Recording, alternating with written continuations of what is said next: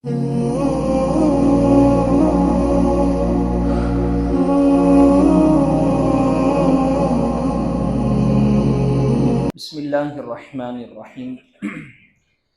अल्हम्दुलिल्लाहि रब्बिल आलमीन वस्सलातु वस्सलामु अला सय्यिदिल अंबिया'i वल मुरसलीन मुहम्मदिन व आलिहि व सहबिहि अजमईन। अम्मा बाद। अज़ीज़ बुज़ुर्गों, जो मौजू चल रहा है वो ये है कि घरेलू झगड़े का हल क्या है और शौहर और बीवी को ज़िंदगी कैसे गुजारनी चाहिए, जिसमें हम बीवी की साइड का तज़किरा कर रहे हैं और चंद वो बातें आपके सामने ज़िक्र की जाएगी कि अगर एक बीवी इसका अहतमाम करेगी तो इंशाल्लाह ये रिश्ता मज़बूत होगा। जिसमें से एक बात हमने ये ज़िक्र की थी कि बीवी जो है अपने शौहर से मोहब्बत का रिश्ता मज़बूत करे, मोहब्बत का रिश्ता शौहर से मज़बूत करे, शौहर के सामने मोहब्बत का इजहार, शौहर से हकीकी और दिली मोहब्बत करे। अल्लाह माफ़ फरमावे, लेकिन जो मसाइल, जो हालात इस वक्त हम देख रहे हैं,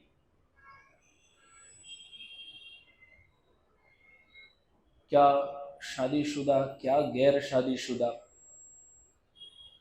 अजीब किस्म के मसाइल और अजीब किस्म के खुराफात के अंदर पड़े हुए हैं, नाजायज़ ताल्लुक़ात।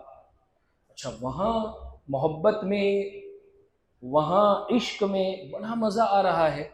देखिए, शैतान जो है ना, शैतान वो बहुत चालाक है। हराम की लज्जत इंसान को ऐसी डाल देता है कि उसको फिर हलाल में मज़ा नहीं आता है। बीवी के साथ मोहब्बत के इजहार करने के ऊपर सवाब का वादा है। बीवी के साथ मोहब्बत के इजहार करना ये नबी सल्लल्लाहु अलैहि वसल्लम की सुन्नत है, लेकिन बीवी से मोहब्बत का इजहार होता नहीं। होता किससे है? महबूबा से, आशिका से, माशूक से, जिसके साथ दिल लगा हुआ है, जिसके साथ दिल जुड़ा हुआ है, उससे बड़ी मोहब्बत। यानी इंसान अपना घर बर्बाद और तबाह कर देता है इसकी वजह से। इस पर बहुत ज़्यादा गौर व फिक्र करने की ज़रूरत है। जिन हालात से अभी हम गुज़र रहे हैं, जिन चीज़ों को हम देख रहे हैं, बहुत सारे घरों को इसने इस दौर में तबाह कर दिया है।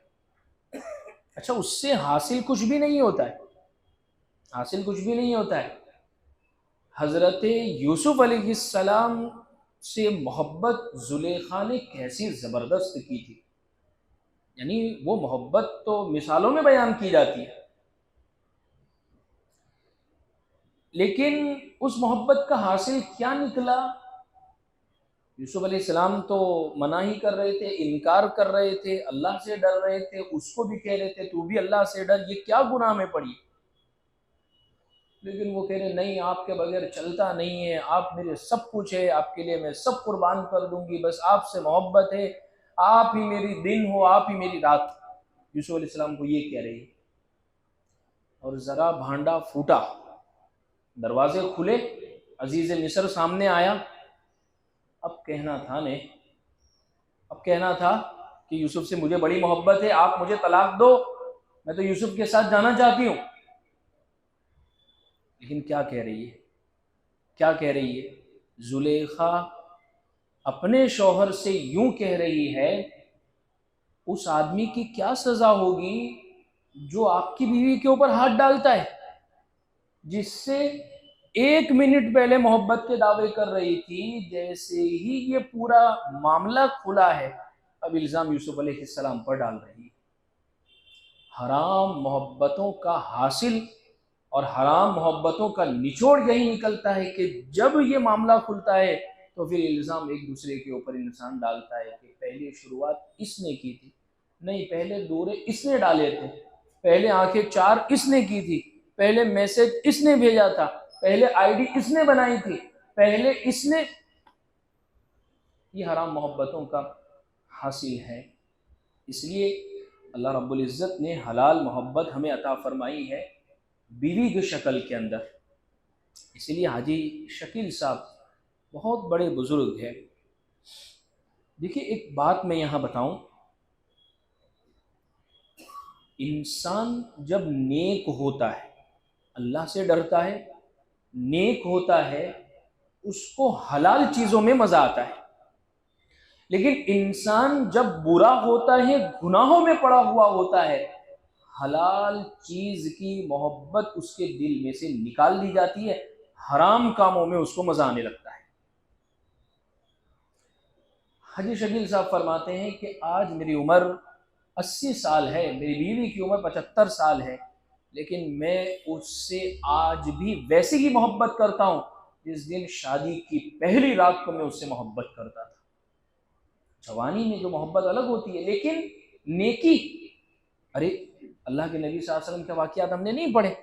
हुजूर 60 साल की उम्र है, हुजूर अकरम सल्लल्लाहु अलैहि वसल्लम की, अम्मी आयशा रज़ी अल्लाह अन्हा की 15 साल की उम्र है, और इजहार मोहब्बत आप देखिए, अम्मी आयशा से फरमा रहे, आयशा एक दौड़ हो जावे, आयशा तू मुझे शहद से भी ज्यादा प्यारी है, आयशा तू मेरे लिए फुलानी है, आयशा मैं तुझसे इतनी मोहब्बत करता हूँ। बड़े मजमे में पूछा जाता है कि हुजूर आपको सबसे ज्यादा मोहब्बत का आयशा से। अच्छा, अम्मी आयशा रजी अल्लाह अन्हा भी अपनी मोहब्बत का इजहार जो फरमाती है, इतने प्यारे लफ्जों में इजहार फरमाती है कि अम्मी आयशा रजी अल्लाह अन्हा ये शेर सुनाती थी, यानी जब अल्लाह के नबी घर में आते। अब देखिए हमारी यहाँ की मस्तूरात और बीवियों का वेलकम, शोहर सुबह से शाम तक काम करने के बाद जब घर आया, उनके इस्तेकबाल और वेलकम करने का अंदाज क्या है, अम्मी आयशा रजी अल्लाह अन्हा के वेलकम करने का अंदाज क्या है, जरा देखें।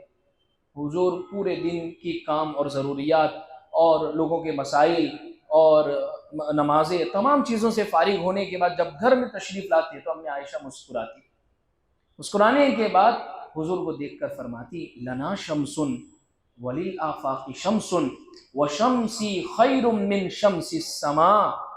तर्जमा इसका ये होता है, ए आसमान तेरा भी एक सूरज है और हमारा भी एक सूरज है, और मेरा सूरज आसमान के सूरज से बहुत बेहतर है। यानी हुजूर को कह रहे हैं कि मेरे सूरज आप है और मेरे सूरज आप या आसमान के सूरज से बेहतर है। आगे फरमाती है, फ़इन्न शम्स ततलुउ बअदल फज्रि व शम्सी तालिउन बअदल इशा। आसमान का सूरज तो फजर में निकलता है और हमारा जो सूरज है वो घर में इशा के बाद तुलू होता है। रात को आते थे हुजूर, घर में तशरीफ लाते थे रात के वक्त। अब देखिए इन अल्फाज से बीवी अगर वेलकम करेगी, इस्तकबाल करेगी, तो शौहर का कारोबार में बाहर कैसा भी मूड हो, लेकिन वो तमाम टेंशन को भूल जाएगा। उसको इस तरीके का इस्तकबाल, इस तरीके का वेलकम मिला है घर में आने के बाद। इसी चीज की जरूरत है हमारे समाज में, मुआशरे में। असल में बहुत बड़ा मसला, मैं जो जिन चीज़ों को हम देख रहे हैं, ऑब्जर्व कर रहे हैं, हमारी बच्चियों को, हमारी मस्तूरात को, हमारी औरतों को सही दीन पता ही नहीं है। सही दीन, हमने दीन किसको समझ लिया है, नमाज, रोज़ा, इबादत, सदका, बस हमने समझ लिया इतना ही दीन है। नहीं, दीन इतना नहीं है। अखलाक, मामलात, मुआशरत, समाज, घर, शौहर, ससुराली रिश्ते को बेहतर बनाना, ये दीन है, दीन का बहुत बड़ा हिस्सा है। अच्छा, अब वो कहाँ से हासिल करेगी ऐसा ये दीन? एक तो माँ बाप इतने दीनदार नहीं होते हैं कि वो इतनी तालीम दे, और इसी तरीके से दीनी इल्म हासिल करना इतना सारा उनके लिए मुमकिन नहीं हो पाता, तो उनको इतना इल्म हासिल ही नहीं हो पाता है। इसलिए ख़ास तौर पर हमने जुमेरात के दिन ये दर्स रखने का मकसद ही यही है, ताकि हमारी माँ बहनें मस्तूरात जो तशरीफ़ लाती हैं, दो चार बातें और एक बात जहन में रखें। मर्दों के मुकाबले में औरतें बहुत जल्दी अमल करने वाली होती हैं। मर्दों के मुकाबले में एक बात अगर दिल पर लग गई, दिमाग में उतर गई, जज्बात से टकरा गई, वो फौरन अमल करने वाली हो जाती है। और मर्द तो वांदे ने बच के निकालता है उसके अंदर, अरे पण यूं ने ऐसा ने वैसा, औरत फौरन अमल करना शुरू कर देती है। तो इसीलिए ये बतलाने का मकसद ये है कि मोहब्बत का इजहार होना चाहिए। ऐसा नहीं है, देखिए बाज़ मवसूलात के जहन में ये बात बैठी हुई होती है, मोहब्बत का इजहार करना ये सिर्फ शौहर की जिम्मेदारी नहीं, दोनों तरफ से जिम्मेदारी है। दोनों तरफ से, शौहर की तरफ से बड़ी मोहब्बत का इजहार हो रहा है और आप सर्द मोहरी का सबूत दे रहे हैं, आपकी तरफ से कोई तवज्जो इनायत नहीं है, न अल्फाज के जरिए से, न अट्रैक्शन के जरिए से, न अपनी बातों के जरिए से, न अपनी तवज्जो के जरिए से। ये तमाम चीजें आप में अगर नहीं है तो फिर आप शौहर से मोहब्बत का इजहार कैसे करें। एक वाकया लिखा है कि सिर्फ इस वजह से घर टूट जाते हैं। लिखा है एक वाकया, एक गरीब घर की लड़की थी, खूबसूरत थी, एक नेक मालदार घराने में उस बच्ची की शादी हो गई, माँ बाप खुश, शादी अच्छी जगह हो गई है और इसके जो भाई है उनके लिए भी रोजगार की कोई सूरत निकल आएगी और बच्ची के भाग नसीब खुल गए, खुश नसीब हो गई ये भी।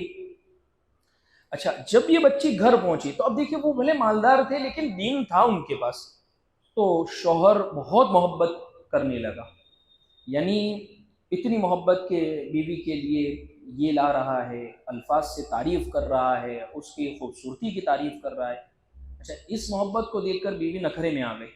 शौहर जितना ज्यादा प्यार और मोहब्बत का इजहार करता उतना उसकी तरफ से सर्द मोहरी, यानी इजहार ही नहीं है उसकी तरफ से। खाविन सुबह शाम बीवी की दिलजोई में लगा रहता कि तुमने मेरे घर को जन्नत बना दिया और मैं तो सोच भी नहीं सकता था कि इतनी खूबसूरत बीवी मुझे मिल जाएगी। ये इतनी ज्यादा तारीफें उसको हजम नहीं हुई। बस मर्तबा ऐसा होता है कि बीवी यानी औरत की सही माना में तरबियत नहीं होती है या इसी तरीके से उसने देखा नहीं होता है तो वो इसको हजम ही नहीं कर पाती है। वो एक वाकया किसी जगह पर किसी ने बयान किया कि एक आदमी की शादी हुई, बीवी को कह रहा है कि देखिए ना ये ऐसा कर लिया कर, तो ऐसा कर लिया कर, वो उल्टा ही करती है मोहब्बत से, बेगम सही कर लो, आप ऐसे कर लीजिए, बहुत मोहब्बत से समझा रहा है और प्यार और मोहब्बत का उसको समझ में नहीं आ रहा है। गांव की थी, अक्खड़ दिमाग था उसका, जब नहीं समझ में आया तो शौहर ने निकाला डंडा में, दो डाला। दूसरे दिन से शुरू, अरे इसी की तो जरूरत थी। तो वो ये समझा, अच्छा आपको मोहब्बत और तारीफ हजम नहीं होती है, आपने पूरी जिंदगी यही देखा है आपके घर के अंदर, तो आपको यही भाषा और यही जबान समझ में आती है।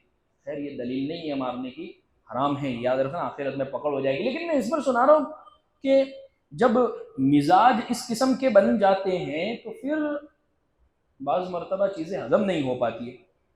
तो अब जब ये तारीफें इतनी ज़्यादा देखी तो वो नखरे में आ गई। कुछ दिन गुजरे और एक दिन ये लड़की रोती धोती अपने घर वापस आ गई और खाविन उसको उसके मैके छोड़ के गए। माँ ने पूछा, बेटी क्या हुआ?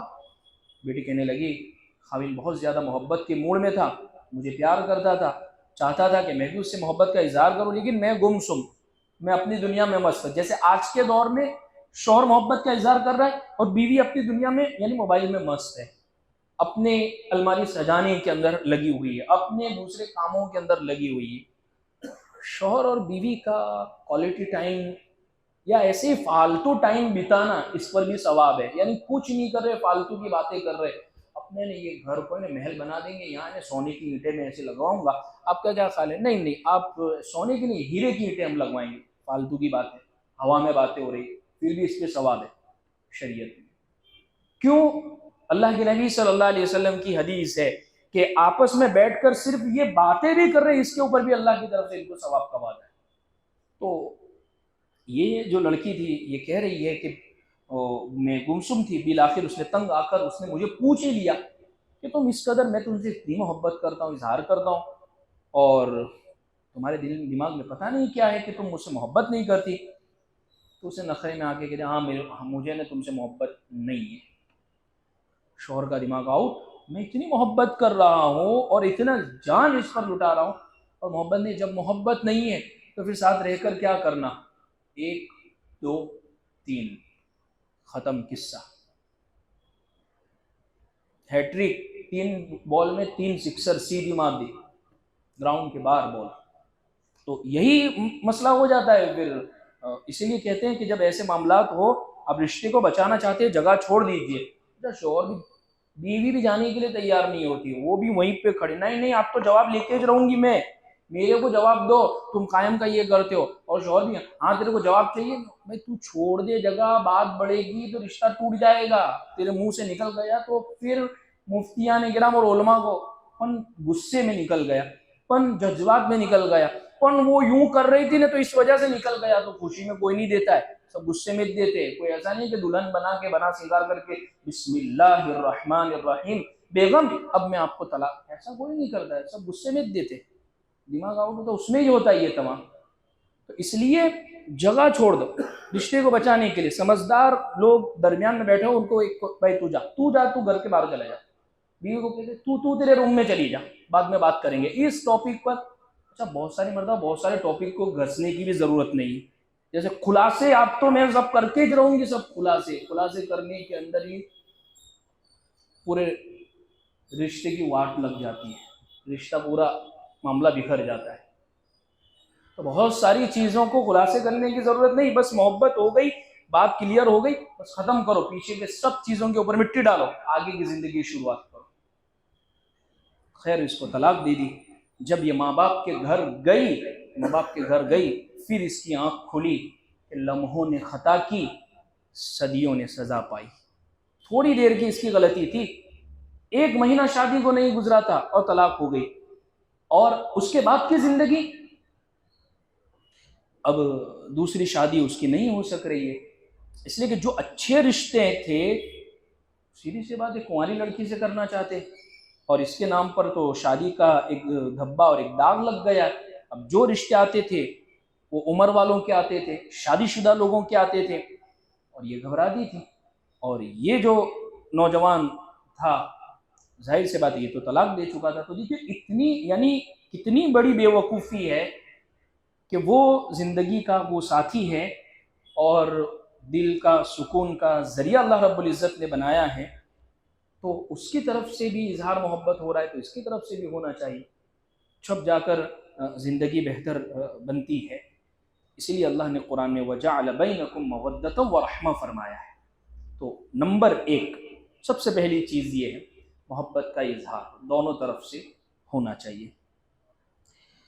दूसरी चीज़ ये है कि बीवी अपनी खुशी पर खाविंद की खुशी को तरजीह देवे, यानी शौहर की खुशी को आगे पहले नंबर पर रखे, अपनी खुशी को दूसरे। यानी अगर समझदार अक्लमंद बीवी अपने घर को बसाना चाहती है, जिद्दी लड़कियों की मैं बात ही नहीं कर रहा हूँ, ऐसी लड़कियों की और ऐसी औरतों की बात ही नहीं है जो हमेशा अपनी नाक अद्दर रखना चाहती है, जो हमेशा ये चाहती है कि बस हमारी जमानी जावे, नहीं, जिसको घर बचाने की, घर बनाने की और घर को बेहतर बनाने की फिक्र होगी, वो इस चीज पर अमल करेगी। आमतौर पर गलती ये होती है कि अपनी खुशी पर खाविंद की खुशी को वो तरजीह नहीं देती है। नहीं, बीवी को ये होना चाहिए, उसको ये फिक्र होनी चाहिए कि शौहर का दिल खुश रहे। ये नहीं कि बस शौहर की जिम्मेदारी है कि वही मुझको मनावे, वही मुझे खुश रखे, वही मेरा ख्याल रखे, क्योंकि मैं घर की सारी जिम्मेदारियों को, यानी घर के कामकाज को मैं पूरा करती हूँ, तो उसकी ये जिम्मेदारी है, तो वो भी बाहर की तमाम जिम्मेदारियों को अदा कर रहा है। तो आपकी ये फिक्र होनी चाहिए कि उसकी खुशी जो हो उसकी फिक्र करे, खाविन के मर्जी के खिलाफ कोई काम न करे। बाज़ मरतबा खाविन एक बात से मना करता है कि भाई ये मत करो, लेकिन अजीब चीज़ ये है, बीवी के दिमाग में शैतान ने ऐसा डाल दिया है एक अजीब तरीके कर कि मेरे को ने शौहर की मुखालिफत करनी है, शौहर की खिलाफ वर्जिश करनी है, ये मेरे को ने सीधी सलाह देगा ही नहीं। शैतान ने इसके दिमाग में अजीब तरह से ये चीज़ डाल दी है, नहीं नहीं नहीं नहीं, तुम मेरे से सब ये करवा रहे हो, तुम अपनी माँ की खिदमत भी मेरे से करवा रहे हो, अपनी बहन का काम भी मेरे से करवा रहे हो, ये भी घर का काम करवा रहे हो, और मेरे से माफिया भी मंगवा रहे हो, नहीं ये तमाम चीज़ें, नहीं नहीं नहीं, तुम रॉन्ग हो, तुम गलत हो, मैं ये सब चीज़ नहीं करूँगी, बहुत हो गया बहुत।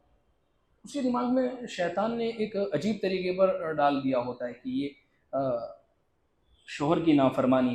तो होता ये है, मना करने के बावजूद भी जब औरत वही काम करती है तो ये चीज़ फिर है ना झगड़े का सबब बनती है। और झगड़ा नहीं भी हो, दिलों के अंदर फ़र्क मेल तो आ ही जाता है कि इसको इतना समझा रहा हूँ, इतना कह रहा हूँ, इसके सामने मेरी खुशी कोई खुशी नहीं है, इसके सामने मेरी कोई जिम्मेदारी नहीं है। तो इस चीज़ की ख़ास तौर पर फ़िक्र करे कि शौहर की खुशी पर अपनी खुशी को तरजीह देवे। नहीं देखते हैं हमें कई सहाबियात के जो वाक़ियात मिलते हैं, गालिबन उम्मे हबीबा रज़ी अल्लाह अन्हा, उम्मे हबीबा वो जब अल्लाह के नबी सल्लल्लाहु अलैहि वसल्लम बीमार हुए तो वो अल्लाह से ये दुआ कर रही है, यानी दुआ तो देखिए, अल्लाह मेरे शौहर की बीमारी मुझे दे दीजिए और अल्लाह मेरे शौहर को ठीक कर दीजिए। यानी हुजूर की बीमारी को वो खुद मांग रही है, क्या मोहब्बत होगी। और हमारे यहाँ पर अगर बीवी लड़े तो बीवी के लड़ने का अंदाज, अल्लाह करे कि तुम ना रहो या मैं बेवा हो जाऊं, यानी दोनों तरफ से अपने तो सेफ, शौहर कुछ पता नहीं की बात, तुम ना रहो या मैं बेवा हो जाऊं। तो दूसरी बात यह है कि खुशी पर खाविन की खुशी को तरजीह देवे। तीसरी चीज़ ये है, चलिए इंशाल्लाह इसको बाकी आइंदा हम जिक्र करेंगे, और भी इस ताल्लुक़ से चंद बातें हैं जो मैं हालात को सामने रखते हुए, जिन चीज़ों को हम देख रहे हैं उन चीज़ों को सामने रखते हुए आपके सामने जिक्र कर रहा हूँ। अल्लाह से दुआ है कि अल्लाह हमें इन बातों पर सही माना में अमल की तौफीक अता फरमाए। अल्लाहुम्मा लकल हम्दु कमा अंता अहलु फस्सल्लि अला मुहम्मदिन कमा अंता अहलु वफ़अल बिना मा अंता अहलु फ़इन्नका अहलुत तक़वा वल मग़फ़िरह। रब्बना आतिना फ़िद दुनिया हसना व फ़िल आखिरति हसना व क़िना अज़ाबन नार। जज़ाल्लाहु अन्ना मुहम्मदन सल्लल्लाहु अलैहि वसल्लम बिमा हुवा अहलु। सुब्हान रब्बिका रब्बिल इज़्ज़ति अम्मा यसिफ़ून व सलामुन अलल मुरसलीन वल्हम्दुलिल्लाहि रब्बिल आलमीन बिरहमतिका।